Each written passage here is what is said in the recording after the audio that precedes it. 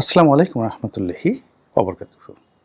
সম্মানিত দর্শক, ডক্টর মোহাম্মদ ইউনূসের জামানাতে যে সকল মন্দ কাজ হয়েছে, খুবই বাজে কাজ হয়েছে, তাদের মধ্যে অবশ্যই প্রধানতম বিষয় হলো মব তৈরি করা এবং মব তৈরি করে মব সন্ত্রাসের মাধ্যমে মানুষের যে লোভ, লালসা, কামনা, বাসনা এগুলো চরিতার্থ করা। এই মব করে কত নারীর সম্ভ্রম নষ্ট করা হয়েছে, কত শিক্ষা প্রতিষ্ঠান ছারখার করে দেওয়া হয়েছে, কত ব্যবসা প্রতিষ্ঠান গুড়িয়ে দেওয়া হয়েছে, মব করে কত সংসার ভেঙে দেওয়া হয়েছে।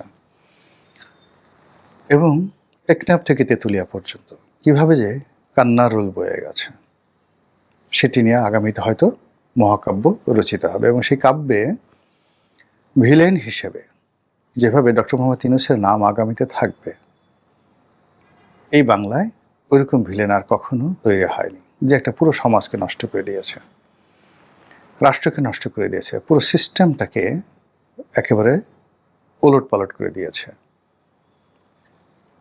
এই ইউনূস জামানাতে আরও একটা কাজ হয়েছে, সেটা হলো মারাত্মকভাবে অশ্লীলতা, অশ্রাব্যতা, এটি রীতিমতো প্রাতিষ্ঠানিক রূপ লাভ করেছে। যে কোনো সম্মানিত জ্ঞানী গুণী লোক তাকে গালমন্দ করা, তার সঙ্গে যৌনতা জড়িয়ে দেওয়া, পোলাও কোরমার সঙ্গে মলমূত্র আবর্জনা একত্রে মিলিয়ে মানুষকে খেতে বাধ্য করা। এবং যে কোনো মানুষ সে সমাজের যেই পর্যায়ে রয়েছে, ডাজ নট ম্যাটার, যখনই আপনার পছন্দ হবে না তাকে আপনি নির্বিবাদে অকথ্য, অশ্লীল, অশ্রাব্য ভাষায় গালাগাল দিতে পারবেন। এই স্বাধীনতা ডক্টর মোহাম্মদ ইউনূসের জামানাতে অবারিত করা হয়েছিল। এবং সেই স্বাধীনতার কারণে তারেক রহমান সাহেবকে উদ্দেশ্য করে 1, 2, 3, 4 তারেক রহমানের ঢ্যাস মার। অর্থাৎ এই যে সমকামিতা শুধু বিষয় না, পুরুষ ধর্ষণের, এবং যেন তেন পুরুষ নয়, রাজপুরুষ ধর্ষণের যে উন্মত্ততা, রাজাকে ধরতে হবে। আমরা এতকাল যে নিজেদের কাম চরিতার্থ করেছি, কখনো নিজেদের যৌন উন্মাদনা চরিতার্থ করার জন্য, বা কখনো প্রতিপক্ষকে ভয় দেখানোর জন্য, কখনো সমাজকে নষ্ট করার জন্য আমরা যে ধর্ষণ কর্ম চালাই, সেটা কখনো পুরুষের উপরে যায়, কখনো নারীর উপরে যায়। কিন্তু যে সমাজে পুরুষকে ধর্ষণ করা হয় বা পুরুষের সঙ্গে পায়ুষ্কাম করা হয়, এই সমাজ, সে রাষ্ট্র, সে জাতি, সে দেশকাল ইতিহাসে রাস্তা করে নিক্ষিপ্ত হয়েছে। এবং সে জাতিকে পৃথিবী থেকে আল্লাহ রাব্বুল আলামিন রীতিমতো গজব নাজিল করে ফেরেশতা পাঠিয়ে জমিন উল্টে দিয়ে শেষ করে দিয়েছে। কিন্তু আমরা অতীতে যেটা দেখেছি সেটি হলো, এই ধরনের মন্দ কাজ, জেনা, ব্যভিচার, এগুলো সমাজের একটা নির্দিষ্ট লেভেলে এগুলো প্রচলিত ছিল।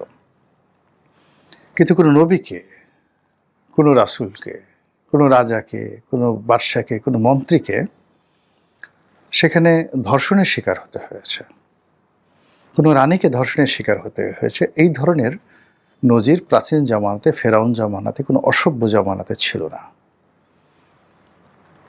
সাধারণত দুর্বলের উপরে এই জিনিসগুলো করা হয়। কিন্তু ইউনূসের জামানাতে যেটা হলো, যে সবচেয়ে শক্তিশালী যে মানুষগুলো আছে তাদেরকে ধর্ষণ করতে হবে, সে নারী হোক কিংবা সে পুরুষ হোক, তাদেরকে ধর্ষণ করতে হবে।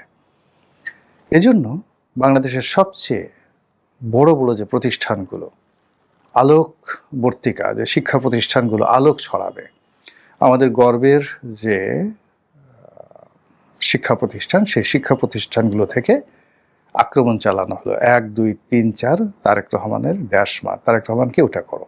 তখন তিনি প্রধানমন্ত্রী হননি। তো এই যে তিনি প্রধানমন্ত্রী হবেন, তার আগেই তাকে অপমানিত, লাঞ্ছিত করার যে প্রক্রিয়াটা, যে অভ্যাসটা যারা শুরু করেছে, সে অভ্যাস তারা কিন্তু বন্ধ করেনি। সেকেন্ড থিং হলো, তাদের আরেকটা স্লোগান তারা ওই সময়টাতে শুরু করেছিল, টিনের ছেলে কাউয়া অমুক আমার ঢ্যাস। নারীর যে জননেন্দ্রিয়, নারীর যে যৌনাঙ্গ, সেই যৌনাঙ্গের সঙ্গে আপনাকে তুলনা করা হলো। যদিও যৌনাঙ্গ আমাদের সবারই জন্মস্থান, আমাদের মা সেই মা এবং সেই যে যৌনাঙ্গ যৌনকর্ম সেখান থেকে আমাদের জন্ম হয়েছে, ডাজ নট ম্যাটার। কিন্তু মূল ব্যাপার হলো এটি আল্লাহ রাব্বুল আলামিন গোপন রেখেছেন, এটির ব্যবহার সীমিত করেছেন, এটিকে একটা সিস্টেমের মধ্যে রাখা হয়েছে, কিন্তু সেটাকে আপনি একটা পোর্ট্রেট করে আমার গলায় ঝুলিয়ে দেবেন, আমার মুখে ঝুলিয়ে দেবেন, এবং আমাকে পুরো একটা হিউম্যান বডি, একজন মানুষ, একজন সম্মানিত মানুষ, তাকে আপনি সেই যৌনাঙ্গের সঙ্গে তুলনা করবেন যে এই পুরোটাই তার হোল বডি, পায়ের নখ থেকে মাথা পর্যন্ত একটা যৌনাঙ্গ। সেই যৌনাঙ্গতে কি হয়? মূত্র পড়ে, সেই যৌনাঙ্গতে ঋতুস্রাব হয়, সেই যৌনাঙ্গ দেখতে বিশ্রী, ইত্যাদি ইত্যাদি যা কিছু আছে সব আপনি একজন সম্মানিত লোকের দিকে আপনি ছুড়ে দেবেন। এবং সেই যে কাজগুলো, সেই কাজগুলো ইনুস জমানাতে রীতিমতো প্রাতিষ্ঠানিক রূপ লাভ করেছে। বীর মুক্তিযোদ্ধা ফজলুর রহমান সাহেবের বাসার সামনে দাঁড়িয়ে যখন মেয়েরা চিৎকার করে এই স্লোগান দিয়েছে, টিনের চালায় কাউয়া ফজলু আমার অমুক, টিনের চালায় কাউয়া তারেক আমার অমুক, এই যে স্লোগানগুলো দেওয়া হয়েছে, সেই স্লোগানগুলো যারা দিয়েছেন তারা তওবা করেননি, তারা অনুশোচনা করেননি, অনুতপ্ত হননি, এবং তারা নিরস্ব হননি, বরং তাদের ক্ষমতা আরও বেড়েছে। তারা এই যে বর্তমান জমানাতে কতটা দুর্নিবার হয়ে পড়েছে এবং কতটা যাকে বলে অশ্লীল এবং অশ্রাব্য হয়ে পড়েছে, তার প্রমাণ আপনারা লক্ষ্য করবেন যে স্বয়ং জামাতের আমির, স্বয়ং তারেক রহমান, তার কন্যা জাইমা রহমান, তাদেরকে নিয়ে যে অশ্লীলতা শুরু হয়েছে, অশ্রাব্যতা শুরু হয়েছে, এই অশ্লীলতা অশ্রাব্যতা ওই ইনুস জমানাতে যা কিছু হয়েছে তা কেবল স্লোগানের মধ্যে সীমাবদ্ধ ছিল। তারা এগুলো শুধু স্লোগান দিয়েছে, মানুষকে ইনফ্লুয়েন্স করেছে, আমরা এই কাজ করতে চাই, উই ক্যান ডু দিস, আমরা এটা করতে পারি, বা উই মাস্ট ডু ইট, আমরা এটা করবো, কিন্তু তারা করেনি। কিন্তু এই জমানাতে এসে তারা সেই কাজগুলো করার চেষ্টা করেছে। অথচ আমি ধারণা করেছিলাম, আশা করেছিলাম, এক্সপেক্ট করেছিলাম যে একটি রাজনৈতিক পট পরিবর্তনের পর, একটা গণতান্ত্রিক পরিবেশ আসার পর দেশের সার্বিক পরিস্থিতি শান্তিপূর্ণ হবে, সুন্দর হবে, কিন্তু সেটা এলোমেলো হয়ে গেছে, উলটপালট হয়ে গেছে। তো যাই হোক, এই কাজগুলো আবার এই যে নতুন করে যে সরকারের 2 মাসের মাথায় নতুন করে শুরু হয়েছে, এবং বিশেষ করে এই পার্লামেন্টে যারা বক্তব্য দিয়েছেন, খুব চৌকুশ বক্তব্য দিয়েছেন, সেটা জামাতের লোক দিন বা বিএনপির লোক দিন বা বিএনপির সাথে যারা জড়িত আছেন দেন, যেমন পার্থ বক্তব্য দিয়েছেন, সালাউদ্দিন সাহেব দিয়েছেন, তারপর ফজলুর রহমান সাহেব দিয়েছেন, এ সকল মানুষদের ব্যক্তিগত জীবন, পারিবারিক জীবন, তাদের কর্ম, তাদের ইতিহাস, তাদের জীবনের যা কিছু ভালো, সব কিছুতেই তারা এই যে তাদের প্রতিপক্ষ যারা ইনুস জমানাতে গালাগালিতে এক্সপার্ট হয়েছিল, তারা এই 1, 2, 3 এবং টিনের সেলাই কাউয়া এই জায়গাতে এখন তারা নিয়ে আসছে। একটা জাতির একটা বিরাট অংশ যখন ধর্ষণ করার জন্য পাগল হয়ে যায়, একটা জাতির বিরাট অংশ যখন অশ্লীলতার মধ্যে নিজের সার্থকতা, সফলতা খুঁজে বেড়ায়, কোনো মানুষকে পরাজিত করার জন্যই তাকে গালি দিতে হবে, কোনো মানুষের সঙ্গে আমি পারছি না, দূর থেকে আমার তীর ছুঁড়তে হবে, সরাসরি যুদ্ধ করব না, অনেক দূর থেকে আমি শুধুমাত্র তীর ছুঁড়ব,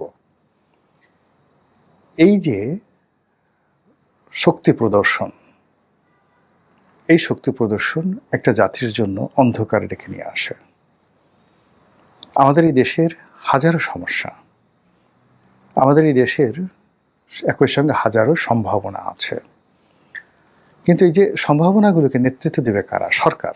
এই মুহূর্তে সরকার নেতৃত্ব দেবে। এখন সরকারে যে সকল কর্মকর্তা আছেন, মন্ত্রী আছেন, এমপি আছেন, যখনই আপনার তাদের কাউকে পছন্দ হচ্ছে না, সঙ্গে সঙ্গে আপনি শব্দবোমা ছুঁড়ে দিচ্ছেন, গালাগাল করছেন, কার্টুন আঁকছেন, এবং এআই দিয়ে বিভিন্ন রকম ভিডিও তৈরি করছেন। আমি দেখলাম যে এখানে যত আমি নাম বলবো না, সিনিয়র মন্ত্রী আছেন, সিনিয়র জামাত নেতা আছেন, সিনিয়র সেই এমনকি প্রধানমন্ত্রী আছেন, তাদের সবার অশ্লীল অশ্রাব্য ভিডিও এআইয়ের মাধ্যমে তৈরি করে তার সঙ্গে খুব আজে বাজে গান দিয়ে যেভাবে ছাড়া হচ্ছে, আমাদের সমাজের থেকে রীতিমতো দুর্গন্ধ ছড়াচ্ছে। যেমন ধরুন, ডাক্তার আবদুল্লাহ মোহাম্মদ তাহের, তিনি নিজেকে শিশু মুক্তিযোদ্ধা হিসেবে দাবি করেছেন।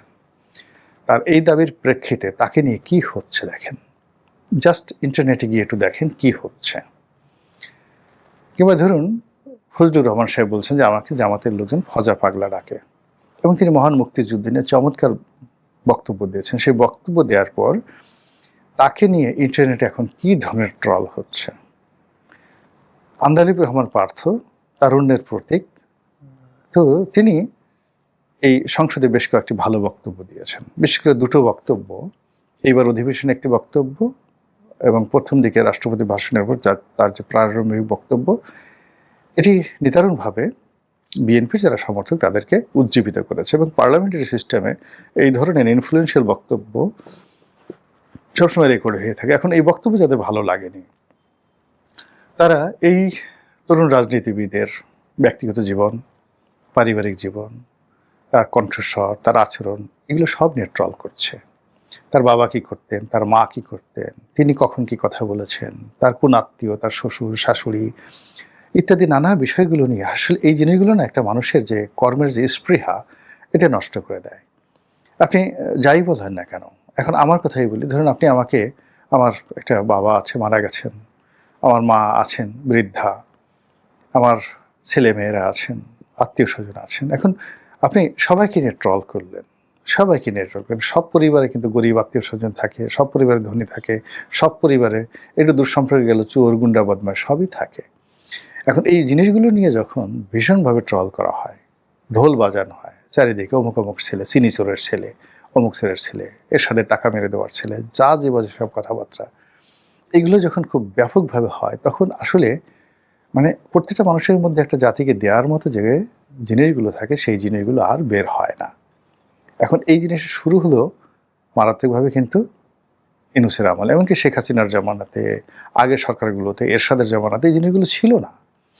ইভেন এরশাদকে নিয়ে যে আমরা স্যাটায়ার করতাম বা কথাবার্তা বললাম, দেয়ার ওয়াজ এ পোয়েট্রি, তাকে নিয়ে কবিতা লেখা হতো, সব শালা কবি হবে, তাকে নিয়ে পদ্য লেখা হতো, দুর্নীতিবাজদের উল্লাস নৃত্য, তো এইরকম জিনিস, তাকে নিয়ে কার্টুন তৈরি হতো, বিশ্ব বেহায়া। কিন্তু কখনো কোনো অবস্থাতেই মানে তার বাবা মা আত্মীয় স্বজন এগুলোকে নিয়ে কোনোদিন ট্রল করা হয়নি। কোনোদিন বঙ্গবন্ধুর বাবা মাকে নিয়ে ট্রল করা হয়, জিয়াউর রহমানের বাবা মাকে নিয়ে কখনো আমাদের সমাজে ট্রল করা হয়। কিন্তু এখন তারেক রহমান সাহেবের দাদা কোথায় মারা গেছেন, দাদি কোথায় মারা গেছেন, তার জন্ম কোথায় হয়েছে, পাকিস্তানে না বাংলাদেশে, এই বিষয়গুলো নিয়ে এখন খুব নিষ্ঠুর আলোচনা হচ্ছে, খুব বাজে আলোচনা হচ্ছে। এইভাবে একটা রাষ্ট্র চলতে পারে না। আমাদেরকে বসতে হবে, গোল হয়ে বসতে হবে, আমাদেরকে জনমত তৈরি করতে হবে। যারা এই ধরনের কাজকর্ম করে তাদেরকে ঘৃণা জানাতে হবে, এবং তারা যেভাবে আমাদেরকে ঘৃণা করে ঠিক ওইভাবে নয়, ইন্টেলেকচুয়ালি যেন তারা রেকটিফাই হন, তারা আলোর পথ দেখেন। এবং সেই আলোর পথ যদি আমরা তাদেরকে দেখাতে না পারি, তাহলে আমাদের সবার জীবনে 1 2 3 4 হয়ে যাবে, এভরিবডি। এবং আমাদের সবার টিনের চালের কাউয়ার পরবর্তী শব্দ, আমাদের মুখষষ্টব, আমাদের দেহষষ্টব, আমাদের নেত্র মানে চোখ মুখ সব যৌনাঙ্গে পরিণত হয়ে যাবে। মহান আল্লাহ আমাদের সবাইকে হেদায়েত দান করুন এবং হেফাজত করুন। আসসালামু আলাইকুম ওয়া রাহমাতুল্লাহি ওয়া বারাকাতুহু।